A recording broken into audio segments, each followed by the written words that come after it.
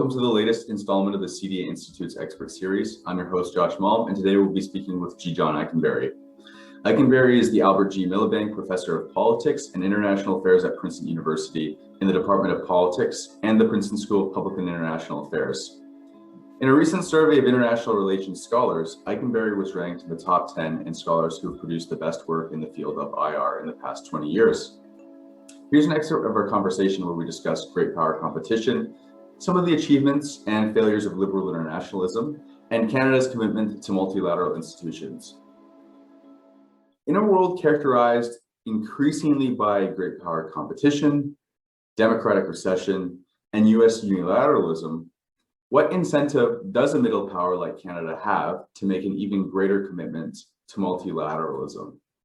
Even if we rekindle a kind of core leadership of democracies as we had after World War II that drove the building of international order, the US obviously playing a kind of first among equal, or even more than that, kind of leadership role. I've used the term liberal hegemony just to describe the American preponderant role in organizing this order based on institutions and alliances and open system relations. That period can't be recreated, really. And we are really at a moment where the coalition of countries that are going to lead the world is going to have to be larger. And that's where you've used the word middle powers. That's where middle powers come in. Canada, for sure. Australia.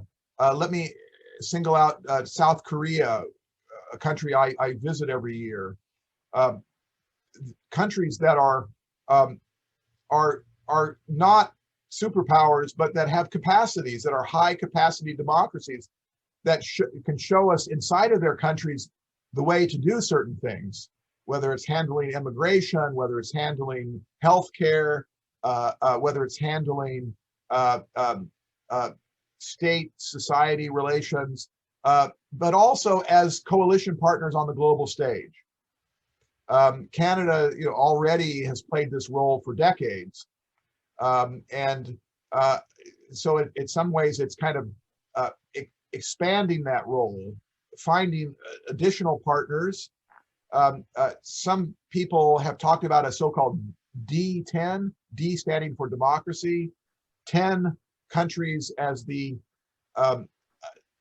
whatever list you want to use, the top 10 democracies in terms of high capacity performance, which would of course include Canada and South Korea and Australia. Countries that can do more if they're working together. There's a coalition for multilateralism. 50 some foreign ministers have signed a alliance for multilateralism. That's a middle state, middle country initiative. So I think there's a real role for this. And I think the United States, as a kind of chastened superpower, a country that may feel a little bit more humble and less arrogant than it did, because it wasn't able to run things like it might have wanted to. Its view of its own exceptionalism has been kind of revised based on new experience. And so the US, I think, might be, more than it was during the unipolar period, open to middle power coalition leadership. So I think there's a lot of upside here, a lot of creative energy out there in the world in this space.